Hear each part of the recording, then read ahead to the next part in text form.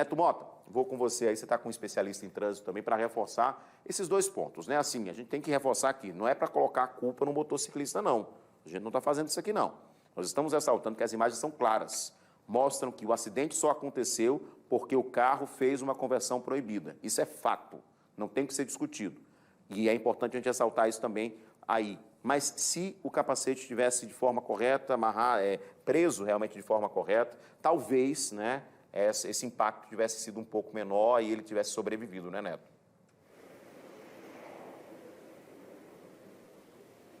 Olha, Edson, imagina só o trabalho da Delegacia de Acidentes de Trânsito para investigar acidentes como esse que você acabou de falar, como a gente acabou de ver nesse vídeo impressionante. E nesse caso, em específico, havia uma versão, né, que foi dada no local do acidente, eu estive lá, e outra que veio à tona depois da divulgação dessas imagens. Outro ponto que chama a atenção é a brutalidade, né, na verdade, da queda desse motociclista. E falando de acidentes com motos, o Hospital Geral do Estado divulgou hoje, a nossa produção apurou com o HGE os números de vítimas e acidentes com motocicletas que são encaminhadas, que chegam lá até o Hospital Geral. Para você ter uma ideia, em 2020 foram 3.109 pessoas que chegaram lá, vítimas de acidentes com motocicletas. Em 2021 foram 2.574 e neste ano, até o mês de julho, foram 1.154 vítimas. Voltando para o acidente de ontem, na Santa Amélia, eu estou aqui ao lado do Antônio Monteiro, que é especialista em trânsito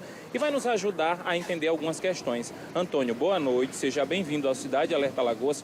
Conta pra gente o que é possível analisar tecnicamente, porque muita gente comentou o fato do susto, né? O motociclista provavelmente teve um susto grande com a conversão irregular. Qual é a análise que a gente pode fazer? Boa noite a todos os alagoanos, boa noite meu amigo Edson Moura, Neto. Quando a gente vai avaliar um vídeo desse, novamente, mais uma vez, uma morte em nosso estado, né? Você citou os números de internamento do Hospital HGE, os dados do Detran já mostram 288 mortes até maio. O ano passado foram 603 mortes e esse ano a gente já vai com 288 até o mês de maio. Então a gente está num ritmo bem maior do que o ano passado. Então mostra que a violência no trânsito está piorando.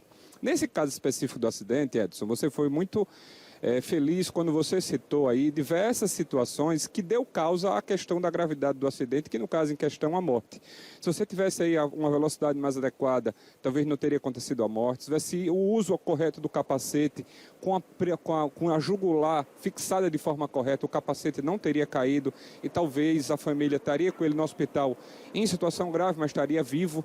Me fez até recordar aquele acidente que até apareceu na imprensa nacional, onde um rapaz caiu no Rio de Janeiro e mergulhou embaixo do ônibus. Mas ele, portado o capacete, ele ficou vivo, inclusive deu entrevista em vários canais. No caso em questão, você observa aí diversas situações, tá? O artigo 207 até fala que a conversão poderia ser feita se fosse para acessar o lote lindeiro, que não é o caso em questão, ele ia adentrar uma outra rua.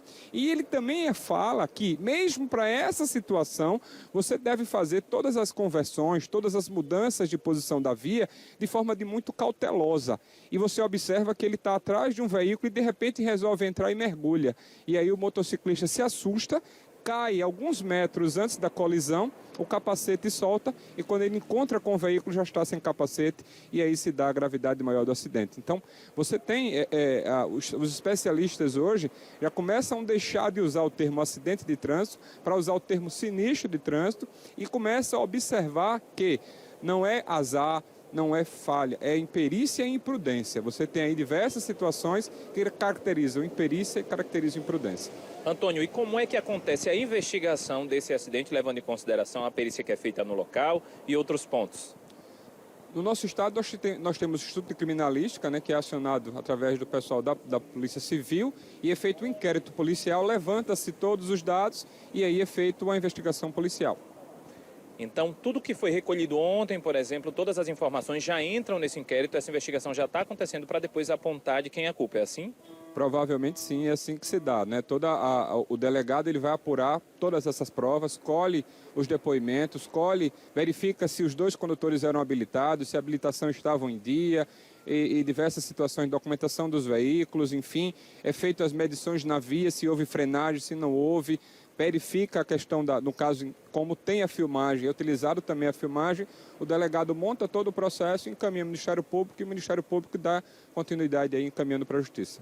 Antônio, muito obrigado pelas informações. Edson Moura, eu volto para você. Perfeito, Neto. Só para a gente esclarecer essa questão também da conversão, acho que é importante, o Antônio até falou que há uma exceção, né, no Código de Trânsito, de que se você fosse acessar a loja, né, ou uma, enfim, a sua casa, a sua residência do outro lado, mesmo a via tendo faixa contínua, poderia ser feito, mas de uma forma correta, que seria o quê, né, Antônio? Encostar, né, ir para o acostamento, sinalizar que você ia entrar e só fazer a conversão quando fosse permitido. É isso? Em rodovias, você tem a obrigação de ir para o acostamento, aguarda no acostamento e depois faz a conversão. Em vias urbanas, que no caso ali é a via urbana, você sinaliza bem antes, já coloca a seta, vai reduzindo velocidade, observa todos os veículos ao seu entorno, observa se tem veículo na frente, observa se tem veículo. Porque se ele tivesse parado, você observa que a imagem ele está colado atrás de um outro veículo e de repente ele mergulha.